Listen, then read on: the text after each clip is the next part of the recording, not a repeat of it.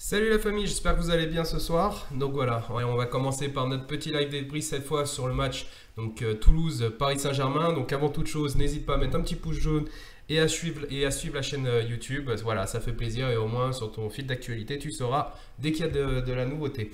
Bref, allez, on est parti cette fois sur une victoire encore une fois du Paris Saint-Germain évidemment, on le sait tous.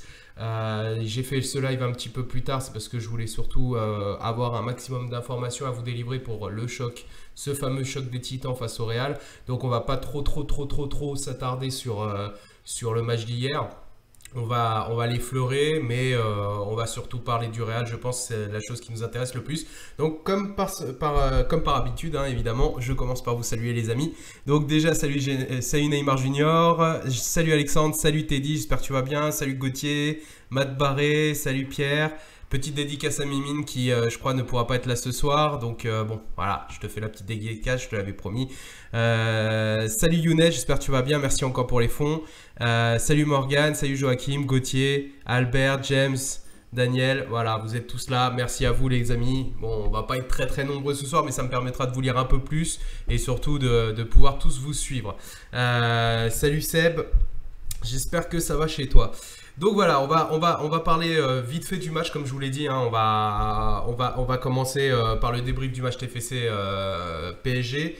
On va l'effleurer, on va dire l'essentiel en gros. Mais surtout, on va parler du fameux choc mercredi. Parce que je pense que c'est ça qui est le plus important. On va avoir un nouveau numéro de notre ami Ben Cassas qui va nous faire qui est passé à une Liga. Donc il y a pas mal d'informations à nous délivrer sur le Real du Madrid, sur ce qui se passe actuellement en Espagne, comment la presse voit ce choc à 3 jours du match. Et puis même les compos probables, lui il va vous délivrer la compo probable du Real face au Paris Saint-Germain. Et moi je vous donnerai mon avis et quel compo risque de tomber mercredi face au Real. Voilà. Donc voilà, ça y est, je vous ai fait un petit peu l'ensemble de ce qui va se dire. Donc salut à tous, voilà, ceux que j'ai pas vus, salut Seb, salut Marco, j'espère que tu vas bien. Allez, je commence par vous lire. Albert qui nous dit: j'espère que le PSG va sortir les tripes, il faut laver la fronde de l'année dernière. Ouais, ça c'est clair, je suis d'accord avec toi, mais c'est pas, pour moi, on n'a pas le même niveau que l'année dernière, on n'a pas la même équipe, et surtout, je pense, on n'a pas la même façon de penser que l'année dernière, même si j'ai peur quand même que dans la tête de certains joueurs, il y ait cette petite crainte, vous voyez, de la fameuse remontada. Donc je pense que les premiers coups de sifflet de l'arbitrage vont jouer beaucoup, mais on va en reparler après. Salut à toi PSG Ferveur, comme d'habitude t'es là mon ami. Domsko, salut à toi, j'espère que tu vas bien. Jolof, salut à toi. James Berchiche, excellent. Ouais, je suis d'accord. Alors on va revenir justement sur le match. Donc, je vais commencer direct avec le top flop, si ça vous dérange pas, parce que je pense que on va commencer par ça, c'est le plus simple. Au moins, on va prendre les cas individuels pour commencer. Donc, comme vous pouvez le voir sur mon top flop, alors évidemment, je mets Neymar Junior, qui ne pourrait pas le mettre sur la prestation qu'il a fait, même s'il a été crescendo. En tout début de match, il a commencé tranquillement à chauffer les chevilles. Et puis après, après, on a vu ce qu'il nous a fait. Il nous a aussi fait remporter les 3 points. Ce qu'il faut savoir, c'est que on a recruté Neymar, ok, pour des matchs comme le Real, comme le Barça, pour la Ligue des Champions, ça on le sait tous. Mais on a aussi recruté Neymar pour nous délivrer de certaines situations un peu compliquées, comme un match avant un choc de Ligue des Champions. Souvenez-vous, il y a encore 1 an, 2 ans, 3 ans, les matchs d'avant Ligue des Champions et même d'après Ligue des Champions, souvent on les gagnait pas. Souvent ça arrivait, on faisait des matchs nuls, c'était assez compliqué, le niveau était pas là, les joueurs ils avaient peur de se blesser, ils étaient pas très dedans. Donc des fois ça avait même des défaites, souvenez-vous. Donc là aujourd'hui on les gagne. Alors oui, 1-0, donc ça paraît pas monstrueux, c'est clair, mais s'il n'y avait pas eu un grand gardien en face, un grand Lafont qui nous a sorti des parades, on ne sait pas d'où elles sont sorties, le match aurait pu se plier à 3 ou 4-0 quand même. Il a sorti du Mbappé, il a sorti du Neymar aussi, donc voilà, ça se termine en 1-0, mais l'addition aurait pu être beaucoup plus lourde. Mais voilà, en attendant, Neymar a su trouver la faille, il nous a rapporté les 3 points, ce qui sont 3 points très importants, étant donné que l'OM a fait un match nul. Je crois qu'il y a Monaco qui a gagné et Lyon il joue tout à l'heure. Donc voilà, ça reste 3 points importants, pardon. Évidemment, je mets Kipembe en deuxième. Pourquoi? Parce que Kipembe, j'ai trouvé qu'il était extrêmement solide. Je pense même qu'il voulait limite montrer au coach qu'on pouvait compter sur lui aussi sur le match. Face au Real, je ne pense pas qu'il sera titulaire évidemment, mais en cas de blessure, en cas de coup dur, un choc, voilà, ça peut arriver en cours de match. Kimpembe, il nous a prouvé qu'il était prêt. Voilà, tout simplement, qu'il avait il avait faim. Il sait que c'est trop tôt pour lui pour aspirer à être titulaire, mais on sait aussi que Thiago Silva ne va pas être faire partie de notre charnière centrale indéfiniment. On sait qu'il lui reste peut-être 1 ou 2 ans encore au Paris Saint-Germain, alors que Kimpembe a tout l'avenir au Paris Saint-Germain et veut s'imposer au PSG, ne veut pas partir, a déjà refusé de nombreuses offres, que ça vienne de City, de Chelsea, du Barça, de United aussi. Vous voyez, tous les noms que je vous sors, c'est des clubs qui ont approché Kimpembe l'été dernier et même cet hiver. Donc, et il veut rester et il veut s'imposer. Et franchement, c'est un vrai grand Titi parisien. Et vous allez voir, il va nous faire du sale dans quelques années. Et Berchiche, pourquoi? Parce que voilà, Berchiche, match tranquille, solide, présent. Voilà, tout simplement présent. Il nous a délivré des très beaux centres. Il nous a mis 2 belles passes en retrait tendues que moi je trouvais très propres. Et chose qu'on ne voyait pas depuis un bon moment, étant donné qu'en général on voyait surtout Neymar créer les occasions. Là on voit qu'il y a un apport offensif, certes. C'est pas trop sur ça que je me base pour juger un latéral gauche ou un latéral droit. Mais j'ai trouvé que voilà, il a fait son taf aussi défensivement. Il a joué des épaules. D'ailleurs, je sais pas si vous avez remarqué, mais ça jouait beaucoup plus du côté de l'aile droite que sur l'aile gauche. Enfin, regarde dans quel sens vous regardez, mais voilà, sur le côté d'Alves, ça jouait beaucoup plus sur les contre-attaques que sur le côté de Berchiche. Berchiche, étant donné qu'il couvrait plutôt bien sa zone, enfin du moins correctement. Et évidemment, sur les flops, Dani Alves, voilà, ça me fait mal au cœur de le mettre. Dani Alves, moi j'aime beaucoup ce joueur, je trouve qu'il a énormément d'expérience, il a énormément de belles choses dans les jambes, mais là on voit bien qu'il est un peu dépassé, il a un peu un bout de souffle et je pense qu'il est en train de payer, j'ai pas envie de dire son arrogance, mais c'est un peu ça, quoi. C'est son envie absolue de jouer tous les matchs. Voilà, depuis le début de saison, il a 35 balais et il doit les ressentir sur cette petite cheville. Et ça m'énerve parce que voilà, on en avait parlé, souvenez-vous, au mois de septembre-octobre. Je sais pas si vous vous souvenez pour ceux qui m'ont suivi déjà à cette période-là.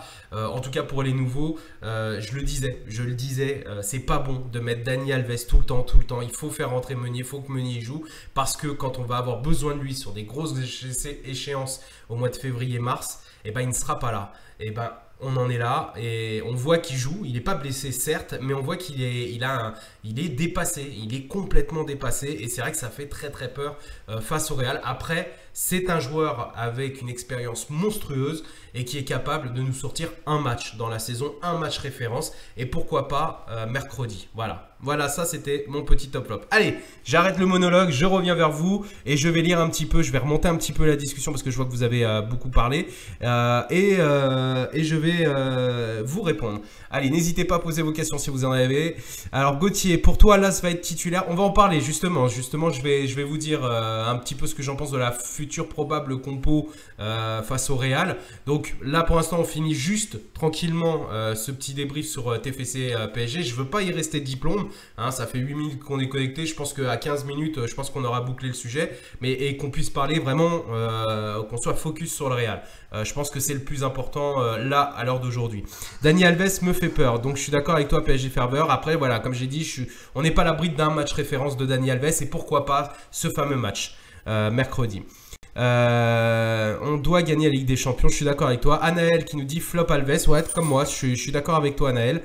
James, top Neymar, Berchiche, Kimpembe. Bah écoute, tu vois, tu les as juste au-dessus de toi, enfin juste derrière moi. Donc on est bon, James, on est bon. Flop Alves et Mbappé. Alors toi, t'as mis Mbappé, moi je suis pas trop d'accord pour Mbappé. Après, moi, je trouve que Mbappé, il a fait le taf hier. C'est juste qu'il y a eu un Alphonse qui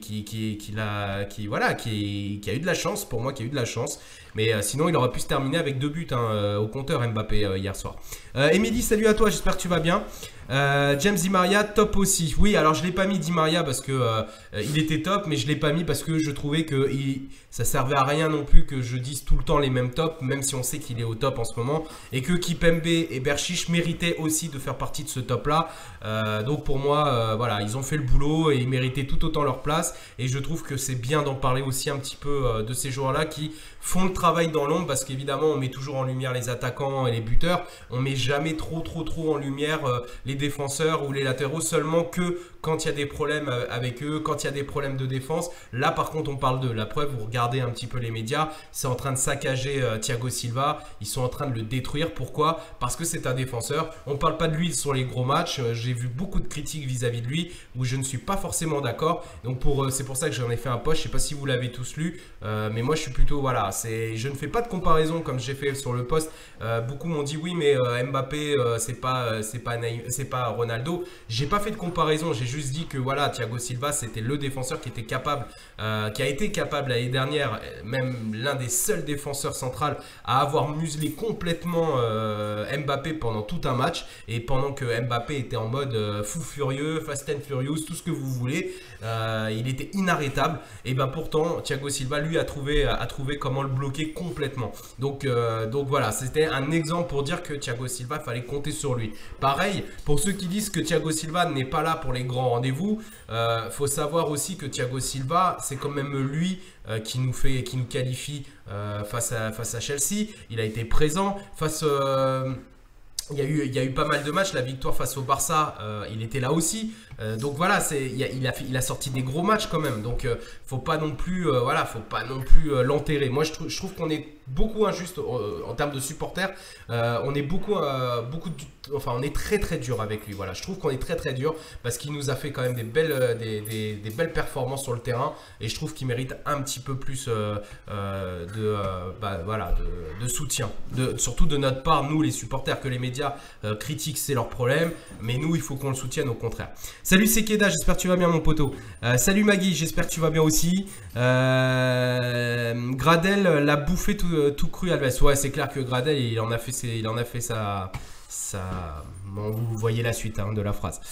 Sébastien, non, Alves, il ne se fait pas complètement manger. Alors, en tout cas, hier, il s'est bien fait manger. Il est très bon offensivement, mais il était complètement dépassé, n'empêche, sur le match d'hier. Un peu dépassé, je trouve. Et j'ai l'impression que le rythme parisien a monté d'un cran quand même. Parce que quand Alves, il était en mode...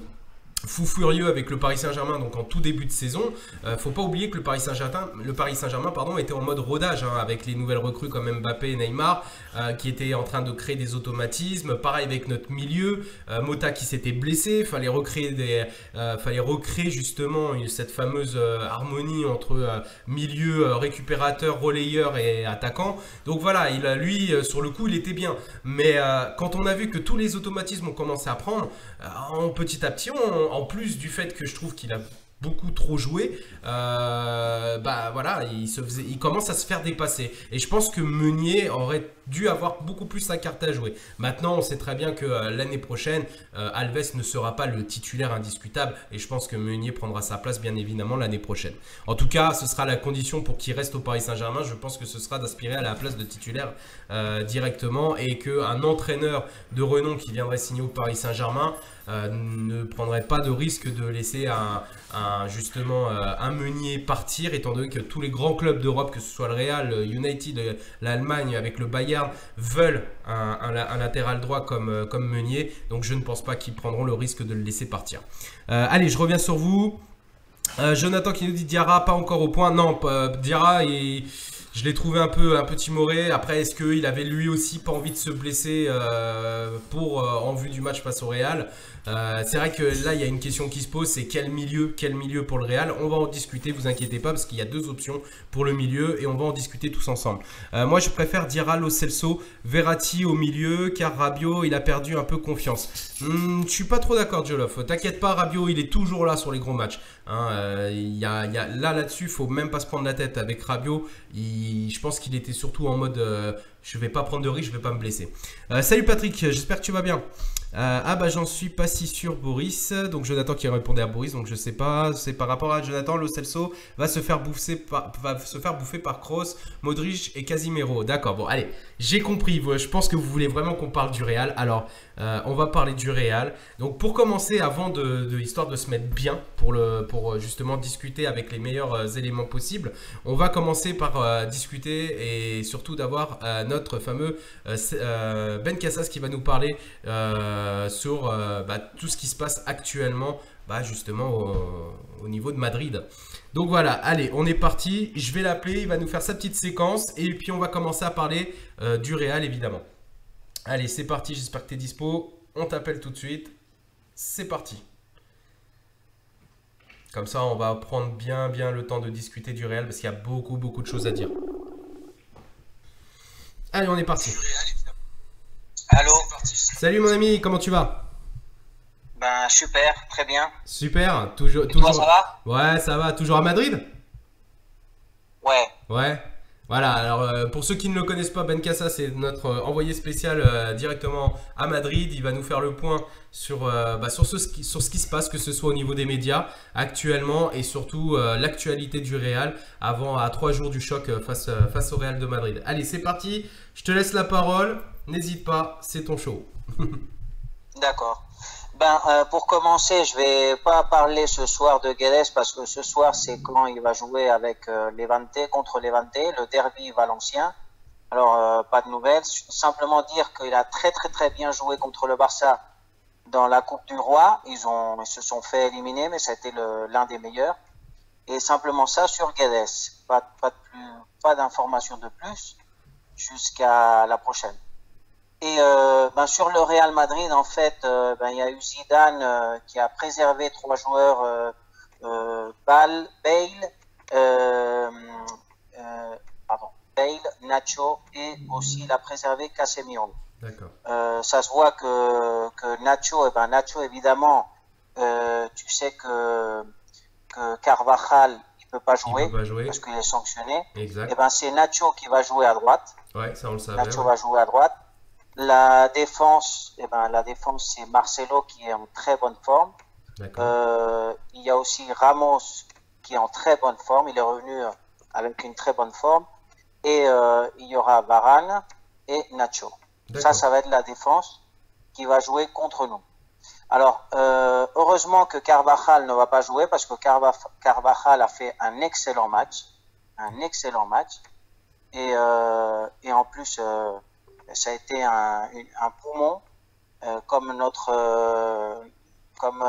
joueur qu'on avait avant, je me souviens pas du nom là, Matuidi, un poumon. Il n'a pas arrêté de monter et descendre dans le couloir. Il a très bien défendu et très bien attaqué aussi. C'est un très bon joueur. D'accord. Keylor Navas, il a fait un match normal. Simplement, ça n'a pas été de sa faute les deux buts qu'il a encaissés.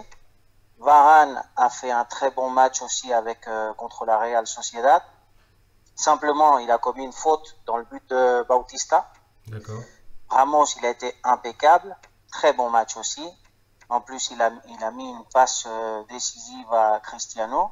Mais Cristiano a raté son tir au but juste au poteau. Marcelo, excellent match. Marcelo, ça me fait peur. Kroos, il a très bien joué. Modric, excellent aussi. Asensio, attention à Asensio, parce qu'Asensio va être remplaçant dans le match contre nous. Mais Zidane le va préserver sûrement pour le mettre dans la deuxième mi-temps, pour être un peu plus frais. Si on arrive à un 0-0, Asensio, s'il rentre, il peut nous faire du mal, hein, parce qu'il est c'est un joueur très vite, un joueur avec beaucoup d'habileté, et Lucas aussi en très bonne forme. En fait, il faut dire que le match contre la Real Sociedad, le Real Madrid a joué avec un système 4-4-2. D'accord. Ça veut dire qu'il a joué sur les ailes. Il y a eu Lucas Vázquez qui a mis un but à la première minute. Il y avait un 4-0 sur les 36 minutes premières. et Asensio dans l'autre aile. Benzema, ça c'est un truc bon pour nous parce que Benzema, il n'arrive pas à démarrer. Il s'est fait siffler au Santiago Bernabéu. Il a eu il n'a pas pu mettre deux buts qui étaient sûrs de le mettre. Et il s'est fait siffler. Il y a eu Cristiano qui est sorti en défense de lui. Cristiano, super, excellent, un galactique. Ouais, comme dit Matt Barré, en gros, grosse équipe du Real qui attend de pied ferme le Paris Saint-Germain à Bernabéu, quoi. Ouais, mais nous, on reste favoris, hein. Alors, en Espagne, normalement, on n'est pas favori. Hein. Normalement, on ne l'est pas. Non, en Espagne, on est favori. Ah, peut-être en Espagne, mais réellement, dans la logique des choses, on n'est pas les favoris. Paris est favori. Ouais, non, attention, parce qu'en Espagne, tout le monde dit que c'est Paris qui est favori. Et même les joueurs du Real, quand il y a eu le match, quand le match est terminé, ils ont fait une interview à Lucas Vázquez. Et Lucas Vázquez a reconnu que Paris est nettement favori. Oui, mais c'est normal, c'est normal. Ils essayent de mettre la pression sur le Paris Saint-Germain. Ils savent qu'eux, ils savent gérer la pression. Mais ils ne savent pas si le Paris Saint-Germain, ils ont prouvé par le passé qu'ils n'étaient pas capables de gérer la pression. Donc ils essayent de remettre ce fameux flambeau du favori au Paris Saint-Germain de façon à ce qu'ils aient un peu la pression. Mais non, réellement, dans la réalité des choses, c'est pas le Paris Saint-Germain qui est double détenteur de la Ligue des Champions actuellement. Ce n'est pas le Paris Saint-Germain qui a gagné 3 Ligues des Champions sur ces 4 dernières années. Et voilà, tout simplement. Donc non, le vrai favori, ça reste le Real de Madrid, sauf qu'ils sont dans un moment ils sont dans le dur. Il ne faut pas oublier que le Real de Madrid nous ont sorti que 2-3 bons matchs depuis 2 mois. Puisque ça fait quand même 2 mois qu'on est au courant du fameux choc Real Paris Saint-Germain. Donc voilà, ils ont sorti 3 matchs. Nous, on en a sorti combien des gros matchs? Combien on en a sorti, nous, des gros matchs? Nous, on en a sorti quasiment à chaque on a peut-être sorti 2-3 mauvais matchs. Donc c'est ça la différence, c'est que nous on a sorti 2-3 mauvais matchs pendant qu'eux ils ont sorti 2-3 bons matchs. Donc la seule différence elle est là, mais la pression elle est plus sur leurs épaules. Faut pas se tromper, hein. C'est la pression elle est vraiment du côté madrilène qui ferait en cas de sortie en 8e de finale, ce serait un monument qui tombe. Hein, tout simplement en Ligue des Champions. Alors que si le Paris Saint-Germain tombe, ce seront à part les détracteurs qui vont en parler et qui vont se faire plaisir, surtout en France. Ça va passer, voilà, bon bah oui, c'est normal, le Real c'est le Real quoi, hein, c'est pas comme si on tombait contre Valence et qu'on sortait face à Valence. Là ce serait terrible, mais là si on sort contre le Real, c'est pas non plus si terrible que ça. Mais pour nous Parisiens, on n'investit pas 400 millions pour se faire sortir en 8e de finale, on est bien d'accord. Ça c'est clair. Mais ici, il parle beaucoup des statistiques, des confrontations entre Paris dans la Ligue des Champions ou dans les matchs européens contre le Real. Et ben en fait, c'est nous qui avons gagné tous les duels. Je veux dire qu'on les a éliminés dans l'époque 90. Dans les matchs à double confrontation, c'est Paris qui a toujours gagné et passé à la suivante. Et par contre, l'unique match qu'on a perdu, c'était en match de poule contre eux, 1-0, un but stupide, je me souviens là. Je ne sais pas si tu te souviens le but stupide là. Oui. En plus, ça a été Nacho qui nous avait mis le but. Oui, Nacho. Ouais. Le joueur qui va jouer à droite. Et bon, là, ils en parlent que Madrid jamais a éliminé Paris. Bon, c'est pour mettre aussi la pression. C'est pour la pression. Après, il y a les médias pro-madrilènes qui, eux, essayent tant bien que mal de défendre le Real. Et puis, il y a les pros. Ce qu'il faut savoir, c'est que c'est pas comme en France. En France, on n'a vraiment aucun média pro-parisien. Un vrai média pro-parisien, on n'en a pas. Non, aucun. Alors que eux, chez eux, ils ont des médias pro-madrilène, pro-barcelonais, pro-valencienne. Enfin voilà, ils ont ce qu'il faut en fait en termes de médias. Ils sont très cotés en plus en Europe. Donc automatiquement, il y aura toujours de la défense sur... Alors que nous, non, il n'y a personne. À part nous supporters, il n'y a personne. Donc c'est pour ça qu'il faut mettre l'accent justement sur les petits médias, ce que j'appelle les petits médias ou tout simplement les petites pages qui n'existent que entre nous. C'est eux qu'il faut mettre en avant parce que c'est eux qui vont défendre les couleurs et c'est eux qui au final seront le porte-parole de nos couleurs. Donc voilà, c'est pour ça, faut pas relayer ces journalistes à 2 balles qui se prennent pour je sais pas quoi. Voilà, ça faut pas jouer ce jeu. De toute façon, il faudra faire attention parce qu'il y aura tout le public, ça va être plein. Le Santiago Bernabéu va être plein. Tout le monde va être là-bas. En plus, il y a eu Sergio Ramos, le capitaine. Il a dit que nous jouons notre saison contre Paris. Exact. Alors, il a demandé à tout le monde d'être au rendez-vous, même à tous les joueurs. Ça se voit que Cristiano, lui, il est en rendez-vous, il a hâte de jouer. Il y a tous les joueurs ils ont la mentalité à Paris. Ils veulent gagner Paris et c'est leur saison parce que bon, ils ont repris la 3e place, mais bon, ils vont rien gagner cette année s'ils n'arrivent pas à éliminer Paris. Alors ils jouent leur saison. Ils ont effectivement ils veulent jouer contre Paris, ils veulent gagner à Paris. Et c'est l'unique trophée qui leur manque. C'est l'unique trophée qui leur manque. Non, je veux dire qu'il reste pour pouvoir gagner et sauver la saison. Ouais, ils feront comme le Barça l'année dernière. Ils feront une saison blanche. Ouais, exactement. Voilà. Exactement.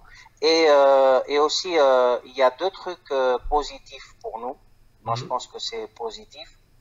Il y a la première chose, trois positifs, pardon. La première chose, c'est que Carvajal ne joue pas contre nous. Ça c'est la première. La deuxième, c'est que Benzema est en manque de réussite. Et ça, c'est très, très bien pour nous parce que Benzema va jouer contre Paris. Ils vont jouer avec Bale et Cristiano et Benzema en pointe. Oui. Le milieu, ça va être le même en sentinelle Casemiro, Kroos et Modric. La défense, je l'ai dit avant, et le gardien de but, c'est Navas. Okay. Ça va être la compo sûre et certaine. Sûre et certaine. Ok. Ça, c'est sûr, c'est du sûr. Voilà, les amis, vous avez la compo réelle du Real et je pense que le Paris Saint-Germain a déjà travaillé, en tout cas stratégiquement parlant, contre cette même compo, évidemment. Ici aussi, il y a un truc que le Madrid sait et commence à travailler. La défense de Paris, je veux dire, le côté gauche, si Kurzawa va jouer, eux, ils pensent que Kurzawa va jouer. Alors, ils ont préparé pour attaquer dans le côté gauche de Paris. D'accord. Aussi, effectivement, ils savent que notre gardien de but n'est pas trop sûr. Alors, ça va être l'attaque. Ouais, exactement. Notre faille, c'est Areola et Kurzawa s'ils jouent. Moi, j'espère que Kurzawa ne va pas jouer parce que Berchiche est nettement meilleur pour ce genre de match. C'est ce que je pense. Hein. Ok. Ça, c'est ce que je pense. D'accord. Ok. Et bon, ça, c'est ça. Et la troisième chose, c'est que Isco est en froid. Bon, c'est plus Zidane qui est en froid avec Isco. Oui, on l'a vu qu'il jouait plus des masses et ça allait pas trop dans le vestiaire. Il y a des tensions, on le sait. Ouais, il y a des tensions. Ça, c'est un côté aussi positif. Parce que c'est un joueur, Isco, s'il est en forme, c'est un joueur très important pour le Real. Et il va jouer comme remplaçant. Sûrement, il rentrera. Il y aura les changements, ça va être sûrement Asensio, Lucas Vazquez et Isco. Okay. C'est ça que je peux vous dire que ça va être les trois qui vont rentrer. Ok, mon ami. D'accord. Ok. Écoute, je te remercie pour toutes ces infos-là. On va en débattre. Donc là, maintenant, on va laisser la parole aux éditeurs. On va les lire. Je vais les lire pour savoir un peu ce qu'ils en pensent justement de tout ça. Et on va débattre justement sur le Real maintenant. On va dire ce qu'il faut faire, ce qu'il faut surtout pas faire, quel compo adopter. On va voir. On va en discuter tous ensemble. Je vais vous avancer une petite info. Parce que peut-être le 6 mars, je serai à Paris en loge VIP. Ah, cool. Et en loge VIP et je vais dîner dans la loge VIP et après il va y avoir un joueur du PSG qui va sûrement arriver, eh ben, je vous ferai un petit quelque chose. Ah, Là, super. pour tout le monde, Super. pour les followers et tout ça, et pour la team aussi. D'accord? Super, impeccable. Bah écoute, je te remercie. On en discutera de toute façon en off tous les deux. On organisera un truc sympa, ok? Ok, allez, au revoir, bonsoir. Bonne soirée à toi, Ciao. Ben Cassas. Merci encore pour ton Bonne travail. soirée. À toi, au revoir. Au revoir, ciao. Voilà, c'était Ben Cassas, notre envoyé spécial. Voilà, je vous remercie beaucoup d'avoir suivi déjà toutes les infos qu'il nous a données. Donc d'ailleurs vous avez sur les côtés à droite à gauche, n'hésitez pas à me suivre donc sur la chaîne YouTube, sur le Twitter évidemment, sur l'Insta et tout ce qui va derrière. Comme ça vous avez toutes les infos en temps réel sur votre smartphone. Donc voilà, allez, on est parti, on va débattre là-dessus. Qu'est-ce que vous me dites de beau là-dessus justement sur ce qui a été dit. Allez, je remonte un petit peu. Salut Fred, j'espère que tu vas bien. Oui, je vais très bien, merci à toi. Ça va être compliqué contre le Real pour David. Matt Barré, ils ont fait un bon match contre la Sociedad et on devrait avoir peur, lol. Ouais, c'est clair, je suis d'accord avec toi là-dessus. David, bah non, on n'est pas normal. On a une équipe pour gagner la Ligue des Champions, c'est vrai, t'as tout à fait raison. Lucas qui nous dit Lo Celso dira les mecs. Moi, je pense plus Lo Celso. Voilà, bon, alors pour notre milieu, justement, il y a deux choix et je pense que ça va se décider vraiment mardi. Ça se décidera pas avant, même si je pense que Unai, il a une idée en tête. Son idée en tête, elle n'est pas compliquée. S'il veut vraiment assurer, et je trouve que ça reste un peu logique au vu des derniers matchs, ce serait normalement Lassana Diarra en milieu def, au moins sur 60 minutes, au moins pour essayer d'assurer le score. Et puis derrière, avec un remplacement, avec un Lo Celso derrière. Voilà, et puis Rabiot qui va nous apporter vraiment son côté plus, son monsieur plus, sur le côté à gauche et Verratti à droite. Voilà, ça devrait être normalement le milieu que, on va dire, il aurait dans la tête notre ami Unai Emery. Mais effectivement aussi par rapport aux préparations, par rapport à l'expérience entre guillemets des derniers matchs, il se peut aussi qu'il fasse passer Rabiot en sentinelle exceptionnellement sur ce match-là parce que mine de rien Mota, Nilas ne sont prêts réellement, on le sait, ils seront en manque de rythme. Donc, et à demi-mot, je ne sais pas si vous avez entendu l'intervention de Rabiot, il l'a dit quand même à demi-mot, on est tous prêts à jouer tous les postes. Donc ça voulait dire aussi, si on lit bien entre les lignes, que Rabiot est prêt aussi à prendre ce fameux poste de sentinelle pour laisser justement Lo Celso sur son côté gauche et Verratti sur son côté droit, en milieu relayeur. Donc voilà, ça peut être aussi ça, cette compo-là. Donc ça va se dessiner, je pense, mardi. C'est-à-dire qu'en fonction de la forme physique de Lassana Diarra, il décidera réellement ce qu'il met. À l'heure d'aujourd'hui où on parle, je pense que l'idée première, c'est de mettre Rabiot en sentinelle, de mettre Lo Celso à gauche et de mettre Verratti à droite sur notre fameux 4-3-3, donc sur nos trois défenseurs. 3 milieux, pardon. Mais par contre, si Lassana Diarra sur les prochains entraînements, que ce soit aujourd'hui et demain et même mardi, si effectivement il y a une hausse de forme, et ça ils vont le sentir, ils ont des détecteurs dans tous les sens, etc.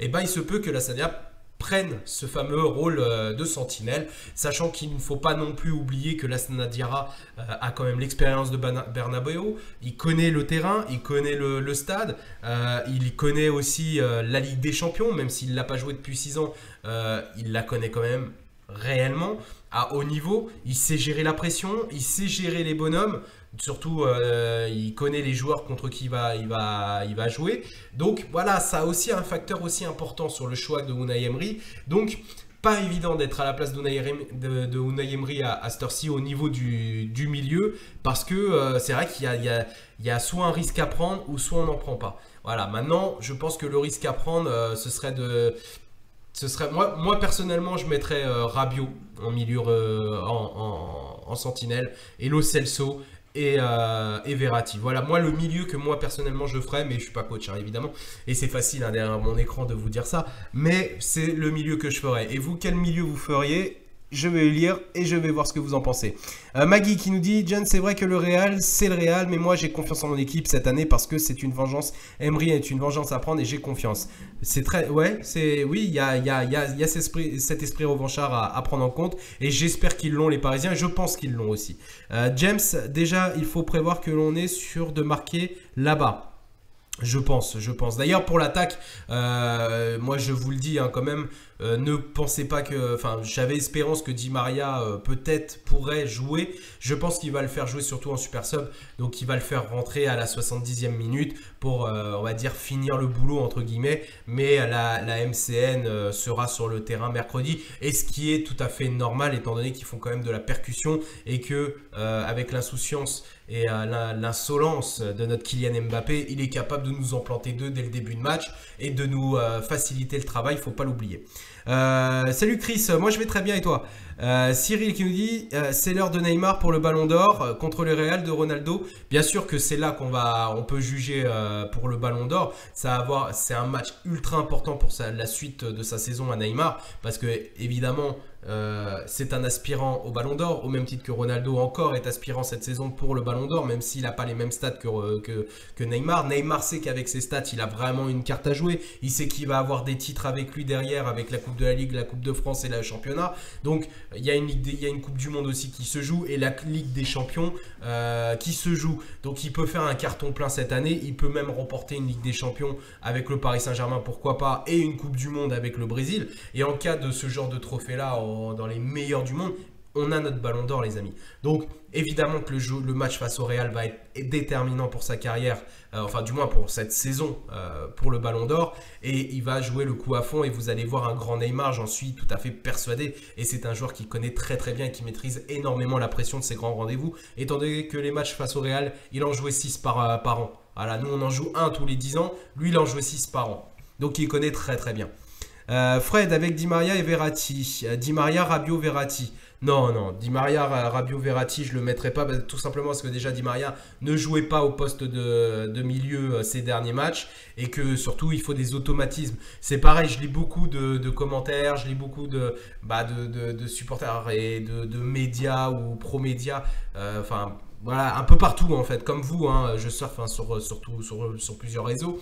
Et je lis beaucoup de choses comme il faut jouer en 4-2-3-1, il faudrait jouer en 3-5-2, il faudrait jouer... Non les gars, on a joué depuis le début de la saison en 4-3-3 avec des changements dans le système mais en restant sur le même système, donc avec tout simplement des changements de position, des ailiers gauche qui passaient ailier droit et des ailiers droits qui passaient milieu, et enfin voilà, on a vu beaucoup de modifications en cours de match, mais c'est ça le système de jeu de Unai Emery et en aucun cas il faut le changer étant donné que c'est sa façon de jouer et que pour l'instant ça lui réussit. Donc le 4-3-3 est obligatoire et il ne faut surtout pas prendre le risque de le changer, surtout face au Real, sachant que le Real, si on joue face à eux avec un système qu'on n'a pas travaillé, que ce soit en match officiel ou même en entraînement, on va droit dans le mur les amis. Donc il faut surtout pas faire ça. Salut mon Sekeda, on va sortir le Real, j'en suis persuadé et moi aussi. Fab, salut à toi. David, Las, Rabiot, Draxler. Non, parce que... Non, je pense pas. Je pense pas. Déjà parce que Draxler, c'est pas son rôle le milieu. Faut arrêter de penser que Draxler c'est un milieu. Ce n'est pas un milieu relayeur. C'est un ailier. Ce n'est pas c'est un attaquant. Ce n'est pas un défenseur ou un milieu relayeur. Donc Draxler, pour moi, si on doit le faire jouer dans des grands rendez-vous, faut le faire jouer à son vrai poste de prédilection, c'est-à-dire en attaque et pas en relayeur. Jean-Louis qui nous dit Real Madrid, ça va se finir la Ligue des Champions que le PSG. J'ai rien compris, Jean-Louis. Essaye d'être plus clair. Fab, ils ont plus ça à jouer, étant donné que le Paris Saint-Germain, faut pas non plus oublier qu'ils jouent aussi leur saison sur ce match-là. Évidemment que le match face au Real, c'est le match le plus important à l'heure actuelle de la saison. Si on sort le Real, le prochain quart de finale, ce sera le match le plus important de la saison, au même titre que les demi et que la finale. Donc voilà, en l'occurrence aujourd'hui, c'est le Real et on va tout faire pour les sortir. Matt, déjà, est-ce que Cavani sera remis de sa blessure ? Bien sûr, Cavani, il était surtout en repos, il n'est pas réellement blessé Cavani, hein, donc... Bon, si tu regardes le match de Toulouse, Emery a fait tourner tout le monde, sauf Lo Celso, preuve qu'il ne jouera pas. Et pour Draxler, s'il joue, ce sera en relayeur et pas à droite en ailier. Exactement, Damzam. Et c'est pour ça que je trouve que ce serait très bête, entre guillemets, de le faire jouer en tant que titulaire face au Real, étant donné que ce n'est pas son réel poste et qu'il n'a jamais donné autant de satisfaction que quand il était dans son vrai poste, comme l'année dernière, souvenez-vous. Et pour ce qui est de Lo Celso, effectivement, c'est vrai qu'il l'a fait beaucoup jouer. réellement, je pense, ce serait moi, je mettrais Lo Celso en relayeur et je mettrais Rabiot en sentinelle. Maintenant, je pense que dans la tête d'Emery, ça va dépendre des prochains jours et que Lassana Diarra a l'expérience pour pouvoir jouer ce genre de match de haut niveau. Et pourquoi on aurait recruté un Lassana Diarra si c'est pas pour le faire jouer sur ce genre d'événement? James qui nous dit qu'il a confiance en tout le monde à part Kurzawa. Bah, Kurzawa, on va voir, on va voir. Hein. De toute façon, Kurzawa, je pense qu'il risque d'être titulaire. Mais, on va voir, on va voir. Je sais pas. Franchement, là, c'est vraiment un mystère. Moi, je mettrais Berchiche personnellement parce qu'il a prouvé et qu'il est capable de faire beaucoup de belles choses. Mais ça va être compliqué, franchement, je sais pas. J'ai du mal à me projeter sur le côté ailier gauche. D'ailleurs, vous en pensez quoi, vous? Berchiche ou Kurzawa? Déjà, on n'a pas encore joué le Real. Que tu penses déjà au prochain tour? Alors, il faut déjà qu'on passe. Je suis d'accord, Boris. Faut vraiment se focaliser. À votre avis, en quart de finale... Ah oui, d'accord, ok, je comprends. C'est par rapport au message de Goss qui nous demandait en quart de finale contre qui on pourrait tomber, évidemment. Mais non, on va même pas se prendre la tête sur ça, étant donné qu'on a déjà le Real à passer et que le Real, c'est un monstre de l'Europe. Donc, voilà. L'équipe est prête, je suis d'accord, ouais, James. L'équipe est prête, ils sont prêts mentalement. Je pense qu'ils ont été même suivis limite par des psychologues pour les préparer mentalement et psychologiquement. Donc j'ai plus confiance au Paris Saint-Germain cette année qu'au Paris Saint-Germain de l'année dernière. Même avec un 4-0, j'avais quand même la peur au ventre et la preuve, c'est qu'avec un mauvais arbitrage, voilà ce qui se passe. Et si Emery faisait jouer Neymar à droite et Di Maria à gauche avec Mbappé en pointe? Non, parce que tu ne peux pas te priver du meilleur buteur actuel du Paris Saint-Germain, du meilleur buteur du championnat. Tu peux pas te priver d'un tel buteur comme Cavani dans ton système. C'est juste impensable. Le mec, il se tire une balle dans le pied. T'imagines, on met pas un but, on perd 2-0 ou 3-0 là-bas et on a mis Mbappé, Di Maria et Neymar et on a laissé Cavani sur le banc. Mais t'imagines même pas comment il se fait lyncher, il se fait même licencier le mec. Non, faut pas. Non, ça, ce genre de truc-là, ça ne marche pas. Berchiche pour vous. Ouais, je vois beaucoup penser à Berchiche. Jonathan, James, Dams.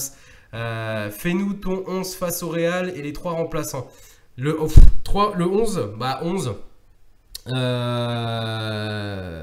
De toute façon, ouais, je mettrai Areola, forcément, j'ai pas le choix. Sinon, bah, la défense qu'on va avoir, c'est sûr, Marquinhos et Thiago Silva, pour l'expérience, évidemment. À droite, je mettrai Meunier. À gauche, je mettrai Berchiche. En milieu, là, à l'heure actuelle, par rapport à nos forces présence, je mettrai Lo Celso en relayeur à gauche. Je mettrai Rabiot en sentinelle et Verratti en relayeur à droite. Et puis là, alors... J'aurais le culot, moi, de mettre Di Maria, évidemment, sur l'attaque. J'aurais le culot de le faire et de faire rentrer, justement, Mbappé vers la 55e, 60e minute, une fois que les organismes madrilènes ont bien travaillé. Et justement, mettre ce coup de gouache, ce coup de vitesse, ce coup de percussion et les contre-attaques. Parce que si on arrive à mener au score à ce moment-là, justement, les madrilènes vont vouloir attaquer. Et ce sera à nous de jouer la contre-attaque. Et pour moi, Mbappé sera vraiment énorme à ce moment-là. Donc voilà, ce serait ma compo. Et pour les trois qui rentreraient à ce moment-là, bah, je mettrais donc Lassana Diarra dans l'un de ces trois-là. Je mettrais en cas de blessure, imaginons d'un défenseur, je mettrais un Kipembe. Et puis bah, forcément un Mbappé ou Di Maria, un de ces deux-là, forcément sur la rotation attaque. Voilà, ce serait mon 11 et mes 3 remplaçants. D'ailleurs, et vous, qu'est-ce que vous en pensez? Qu'est-ce que vous en feriez de ce fameux 11 type si vous étiez Unai Emery? Yann qui nous dit peu importe le joueur, je sens le gros match. Ça va être un gros match, hein, les amis, hein, je vous le dis, ça va pas être un petit match. Il risque d'y avoir une floraison de buts, hein, je vous le dis, hein, ça va marquer, hein. Il va y avoir du but, ça va pas se terminer sur un 0-0. C'est impossible avec une MCN et avec Ronaldo et compagnie. C'est impossible que ça se termine en 1-0 ou 0-0. Il va y avoir du but, ça j'en suis persuadé. Il faut absolument pas le louper ce match. Si vos femmes, elles vous embêtent un petit peu parce que c'est le 14 février, bah, je sais pas, faites comme moi, dites que c'est blindé au resto, que vous n'avez pas réussi à réserver une table. Donc, vous lui faites un petit repas à la maison tranquillement, vous chargez bien, comme ça, elle va dormir. Et nous, On se retrouve après le match pour le débrief. Allez, moi, Kurzawa titulaire, il va me faire le match de sa vie. Donc voilà, vous voyez, il y a de tout. C'est ça que j'aime bien, c'est que vous avez tous des avis différents. Il y a même des pro Kurzawa, donc c'est bien. C'est bien, et heureusement qu'il y en ait, parce que sinon, si on était tout le temps tous du même avis, on serait dans la merde. Ben Cassas, John, moi je mets les 4 Di Maria, Mbappé, Neymar et Cavani. Non, je mets pas. Enfin, après, ça, c'est ton avis. Moi, je le ferai pas pour la simple et bonne raison, c'est qu'on n'est pas à domicile. À domicile, je pourrais prendre ce genre de risque-là. Effectivement, si on était sur un 0-0 match aller, en match retour à domicile, je prendrais ce risque-là, évidemment. Parce que là, il faudra tout mettre pour aller gagner. C'est le but, c'est un match à gagner. Voilà. Mais c'est le match aller. Le match aller, il y aura un match retour. Match aller à l'extérieur et non pas à domicile. Je ne prends pas le risque de mettre une équipe trop offensive et de laisser des espaces déjà qui sont déjà énormément ouvert sur nos côtés. Je ne prendrai pas le risque en plus de laisser une contre-attaque, enfin plusieurs contre-attaques se concrétiser par leur relayeur, en laissant justement un relayeur trop offensif. Parce que Di Maria reste un très très bon offensif, mais défensivement il revient très très peu réellement sur le cours d'un match. Donc non, je ne prendrai pas ce risque là sur un match aller en tout cas. Après, chacun son avis, évidemment, mon petit Ben Cassas. Ma femme, pour PSG Ferveur, ma femme 100% parisienne. Bah, ça, c'est le top, ça c'est. Garde-la. Fabien, oui, le même 11 avec Mbappé titulaire pour en faire voir de toutes les couleurs dès le début du match face à Marcelo. En effet, le Real va presser dès le début du match et on va contrer dès le début.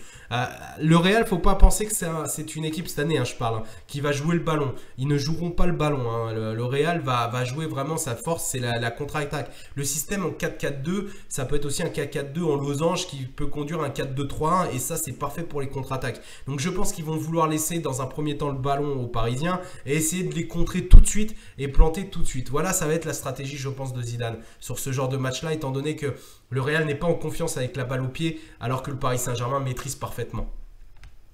Sébastien, oui, faudrait marquer là-bas car les buts à l'extérieur sont très importants. Oui, je suis d'accord avec toi, Sébastien. En cas d'égalité, c'est but contre double. Yann, Neymar serait en mode monstre. Ah non, mais ça c'est clair, Yann, ça c'est clair. Ça va être le feu. Oh non, mais il faut surtout pas le louper ce match, je vous le dis, les amis. Brandon Didi, tu penses qu'on l'aura cette année, la Ligue des Champions? Bah, je pense surtout que la Ligue des Champions, elle va se dessiner face au Real. Parce que si on sort le Real, dites-vous qu'on sort le double détenteur de la Ligue des Champions actuellement. Et qu'en termes de confiance,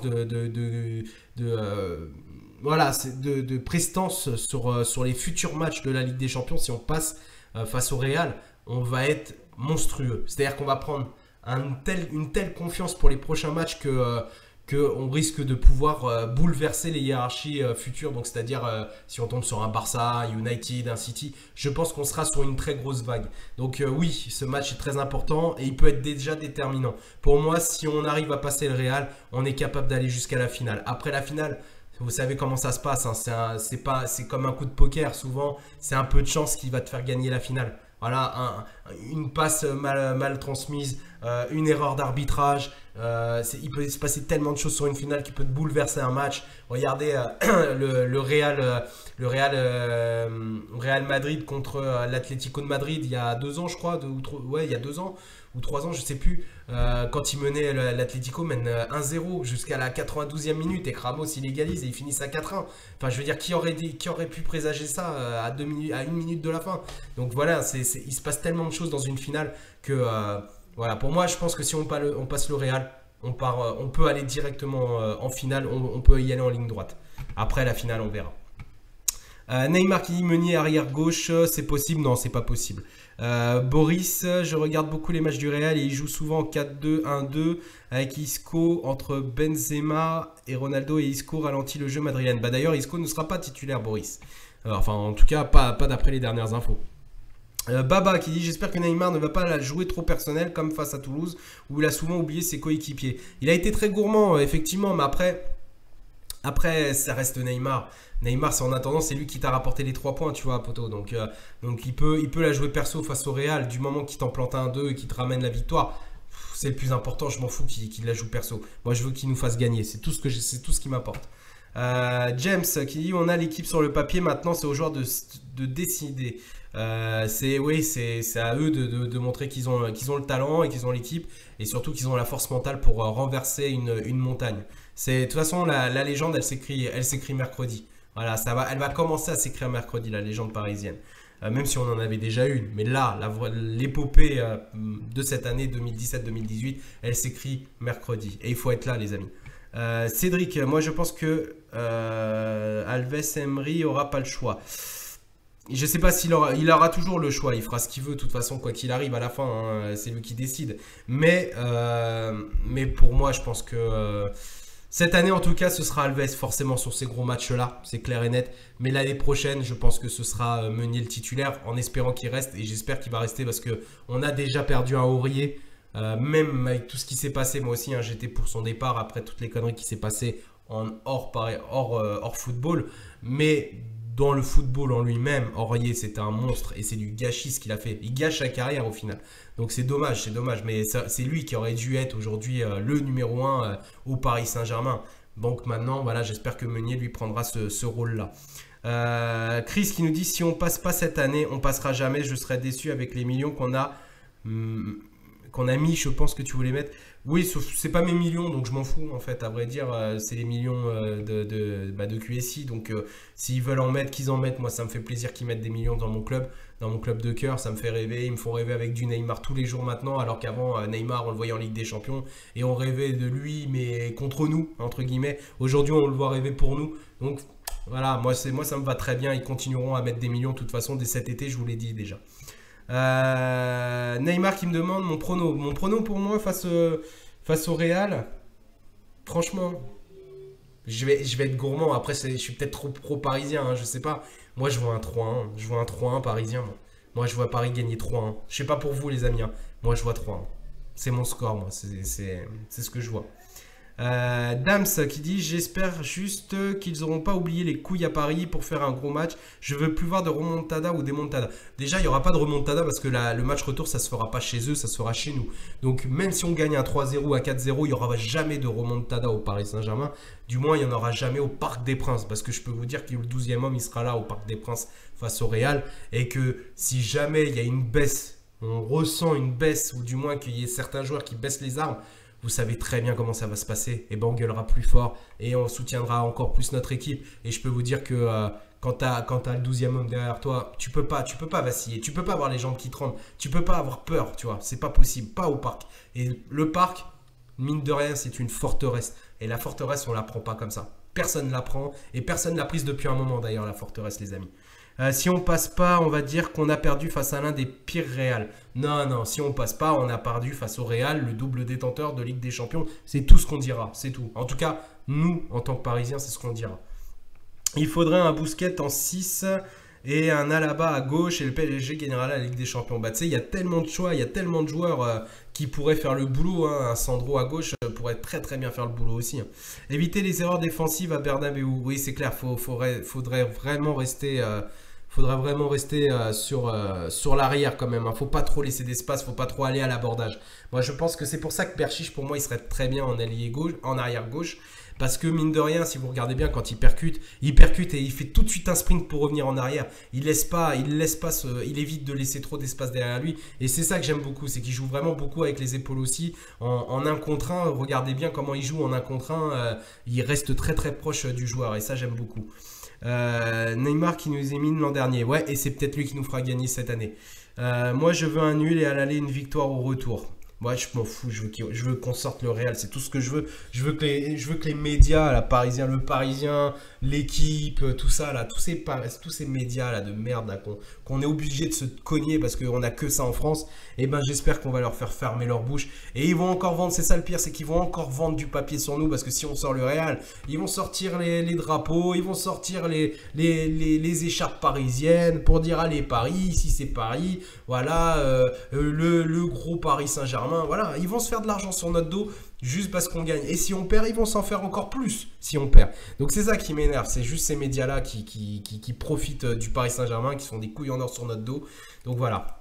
Mais bon, nous, on n'est pas dupes, hein, les Parisiens. On sait qu'on est seuls contre tous. On l'a toujours été, de toute façon, hein, depuis la création du club. On a toujours été seuls contre tous, mine de rien. Donc, on reste solidaires entre nous. Nous, entre Parisiens, il ne faut pas s'insulter. Il ne faut pas se traiter de footix, comme j'ai pu lire plusieurs fois sur plusieurs réseaux sociaux. Faut s'entraider. Faut soutenir toutes les pages. Il faut soutenir tous les relayeurs d'informateurs, tous les informateurs. C'est tous ceux qui sont pro-parisiens.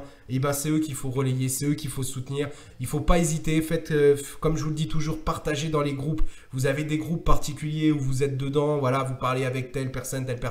Mettez, quand moi je fais un live, mettez le live sur ce groupe-là, faites-les passer, qu'on soit réunis tous et qu'on ait tous le même dialogue et qu'on puisse tous communiquer et qu'on fasse qu'une seule voix. Brandon, Parisien à la vie à la mort, exactement mon ami, je suis tout à fait d'accord avec toi. Il faut que l'on monte à nos joueurs, que nous sommes derrière eux. Ils le savent, vous inquiétez pas, les Parisiens, les joueurs parisiens savent qu'ils ont leur public avec eux. On les a toujours soutenus. N'oubliez pas, les Parisiens, ce sont des gros adeptes des réseaux sociaux. Et même s'ils répondent pas à tout le monde, alors Thomas Meunier, lui, c'est l'un de ceux qui répond le plus à ses supporters. Mais ils suivent tous, que ce soit Nkunku, que ce soit Kipembe, Thiago Silva, ils suivent ce qu'on dit, ils écoutent ce qu'on dit. Et je peux vous dire qu'ils sont tout à fait conscients que derrière, ils ont vraiment une armée de Parisiens derrière leur dos et que c'est la seule chose qu'ils retiennent. Ici c'est Paris, Cyril, PSG Community les meilleurs. Alors les meilleurs, c'est un bon média. Moi je suis très pote avec Miloud et Mourad. Je suis très fier d'eux. Je suis très content pour eux qu'ils aient pu avoir enfin des accès justement pour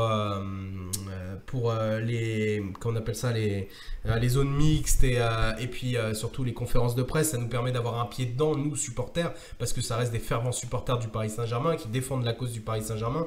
Donc c'est très bien qu'eux ils aient leur pied et en espérant qu'un jour ce soit moi qui ai aussi mon pied. Et moi aussi, je poserai les questions qu'il faudra. Et surtout, je vous consulterai avant aussi, comme eux ils font, vous consulter pour savoir quelles questions il faudrait poser à notre entraîneur et comment justement tourner les questions comme fait très bien Mourad, de poser des questions un peu pour tacler les médias qui sont à côté. Voilà, ça c'était la petite parenthèse évidemment. Le Real Madrid va gagner le match. Ouais, je suis d'accord. Non, qu'est-ce que t'as dit? Le Real Madrid va gagner le match? Non, le Real Madrid va perdre son match. T'es un fou, toi. T'es un fou.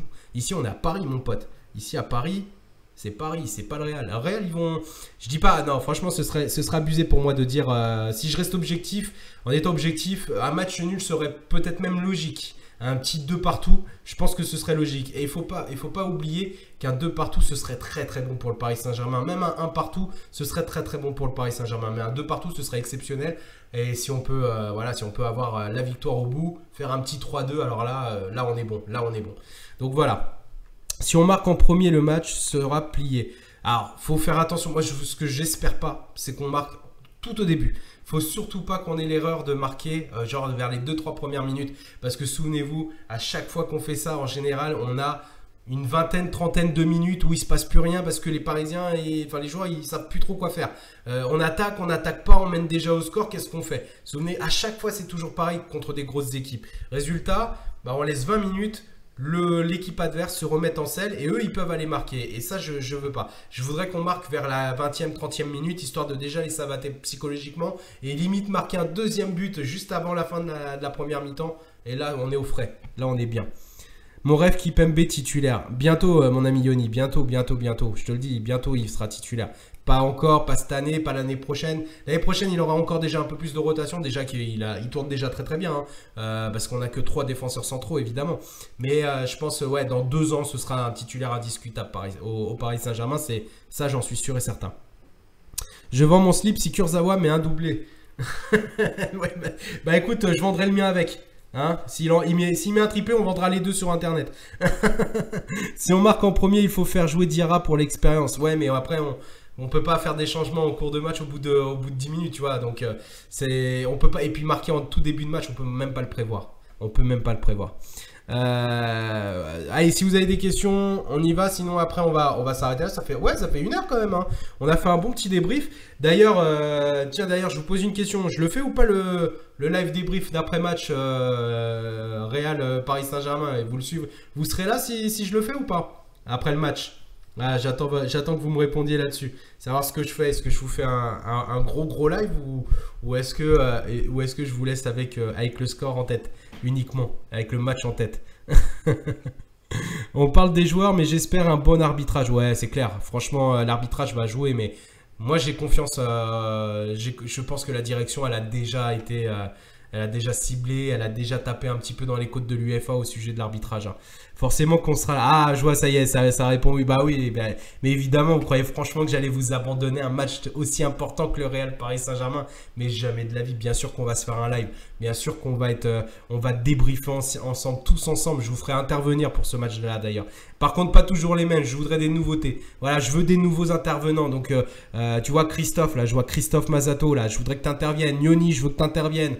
Voilà, si vous êtes pertinent, je veux de la pertinence, les amis. Donc, jeudi et mercredi, voilà, même Sekeda, je te ferai intervenir si tu es dispo. Mais voilà, je veux de la pertinence, je veux que vous soyez là, vous me dites voilà ce que j'ai aimé, ce que j'ai pas aimé, que vous me dites pourquoi, que vous rentrez dans le vif du sujet, que vous soyez au taquet, les amis. C'est ça que je veux. Et n'oubliez pas, hein, ce live débrief, cette page, c'est la vôtre. C'est principalement la vôtre, je la fais pour vous.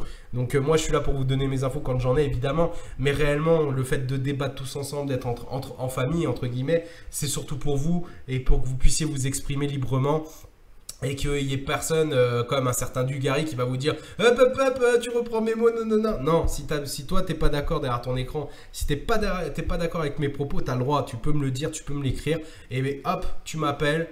Et où je t'appelle hein, évidemment en plein live et tu peux me contredire et on fait un débat, il n'y a pas de souci. Moi je suis ouvert à tous les potos.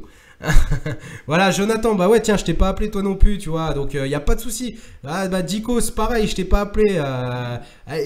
Mercredi après le match, soyez tous là, hein, soyez tous là, je compte sur vous, n'hésitez pas, hein, vous partagez la page à fond, vous partagez le live à fond, hein. Dès que vous arrivez, je veux vous voir, hein, vous faites direct un partage qui est le maximum de Parisiens, il faut qu'on soit tous là mercredi hein, pour débattre de ce fameux match, comme ça au moins, même vos proches, même vos potes parisiens, ils vont vous écouter débattre en direct sur le live, voilà, c'est ça que je veux entendre, c'est ça que je veux voir. Même James, ouais, toi aussi James, on va essayer. Prépare les mouchoirs et le champagne suivant le résultat. Ah bah oui, c'est clair que suivant le résultat, de toute façon, il y aura de quoi parler, hein, il y aura de quoi parler les amis. Bon, sur ce, je pense qu'on va s'arrêter là puisque le prochain live, évidemment, c'est mercredi soir. Donc soyez tous là, hein, soyez tous au rendez-vous. On va faire le show, hein, on va s'éclater en espérant une belle victoire parisienne. Moi, j'y crois. Moi, je pronostique 3-1. Je sais pas pour vous, les amis, mais ayez confiance en nos joueurs. Moi, j'ai confiance en mes joueurs. Je suis persuadé que le Paris Saint-Germain va le faire. Et ça va le faire. Bonjour PSG Community. Bonjour PSG Community. Pourquoi ils sont là? J'ai pas vu. J'ai pas vu qu'on... J'ai pas vu. Non, je suis en train de regarder. J'ai pas vu. Baba, victoire ou défaite, on sera là. Oui, de toute façon, voilà. Victoire ou défaite, s'il y a une défaite, il faut être là aussi derrière nos joueurs parce que c'est pas parce qu'on perdrait par exemple au match aller que ça veut dire qu'on serait disqualifié. N'oubliez pas, il y a le match retour au parc. Donc même si on perd 1-0, même si on perd 2-0, vous savez, on peut se faire même nous-mêmes une remontada chez nous. N'oubliez pas ça, n'oubliez surtout pas ça. Ce qui est arrivé aux autres peut nous arriver pour nous aussi. Donc surtout, faut surtout pas cracher sur nos joueurs après le match. S'ils ont fait une mauvaise prestation, on peut critiquer sur une mauvaise prestation, mais pas les insulter, pas leur cracher dessus ou quoi que ce soit comme beaucoup font. Donc voilà, restons solidaires les amis. Allez sur ce, je vous laisse, je vous souhaite une très très bonne soirée et on se dit à mercredi donc vers 23h je crois, 22h30, 23h je pense, hein, vers 23h et on se fait notre petit live débrief tous ensemble. Comme d'habitude. En tout cas, je te remercie Christophe, toujours un plaisir de t'écouter et de te voir. Ben moi, c'est toujours un plaisir de débattre avec vous les amis. Et on se dit à mercredi. Allez, ciao la famille. Passez une bonne début de semaine.